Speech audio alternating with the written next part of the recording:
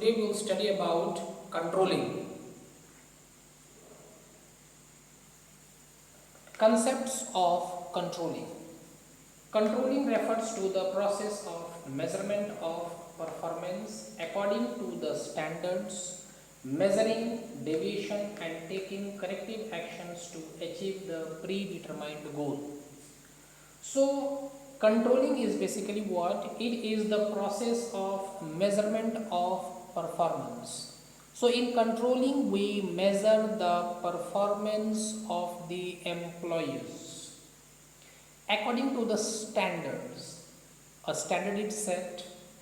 So, according to the standards, then we also measure the deviations and then we take the corrective actions to achieve the predetermined goals.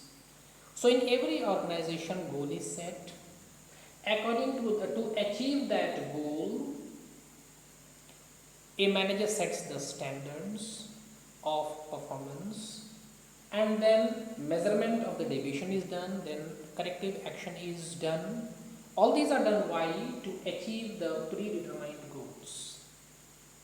In order to seek results, manager must exercise effective control over the workers. So, effective control should always be exercised on the workers to seek the results. Now, what are the importance of controlling? Basically, there are 6 importance of controlling. First is accomplishing organizational goals. Controlling measures progress towards the organizational goals. So we have already studied that in controlling, standard is set, then deviations are measured and then corrective actions are taken. Why? To achieve the goals. So in the controlling, basically measures the progress towards the organizational goals and finds out the deviations. So controlling measures the progress towards the organizational goals and then it finds out if there is any deviation or correction is required. In the absence of control system, activities may not be carried out according to the plans. So if the controlling system is absent, then the activities may not be carried out according to the plans. So whatever plans is done, according to that, the activities may not be carried out. Thus, we can say it guides the organization. So we can say that controlling basically guides the organization and keeps it to the right track so that it can attain its goal. So it guides the organization and keeps it to the right track so that the organization can achieve the goals. Now second is judging accuracy of standards. Through an effective control system, managers can easily judge the accuracy of standards. So through the effective control system, any manager can easily judge the accuracy of standards. It also keeps a careful check on the changes taking place in the organization. If any change is taking place in the organization, then it keeps a careful check and in the organization.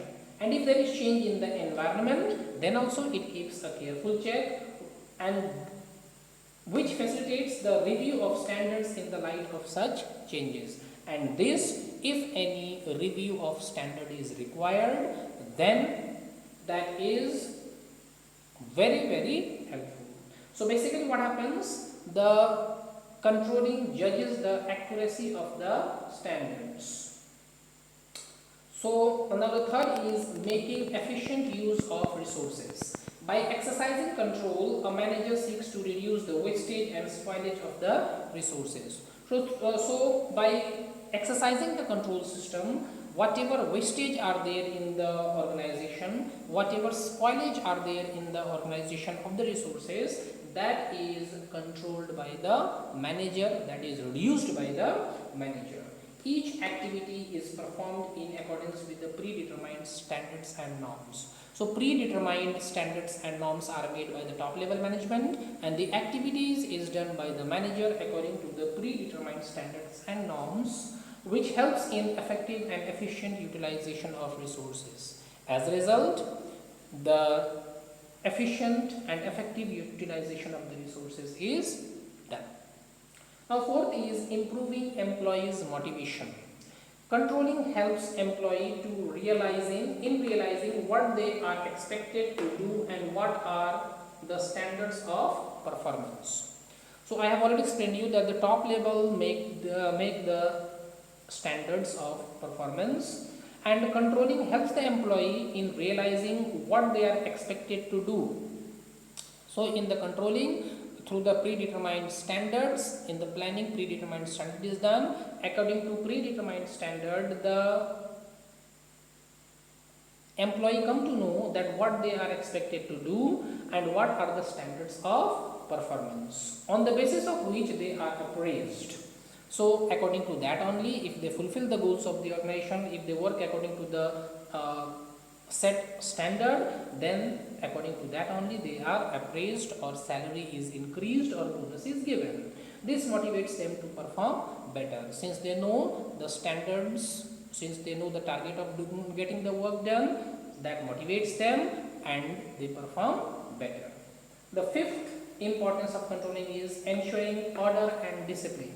By keeping a check on the activity of the workers, controlling creates an atmosphere of order and discipline among them.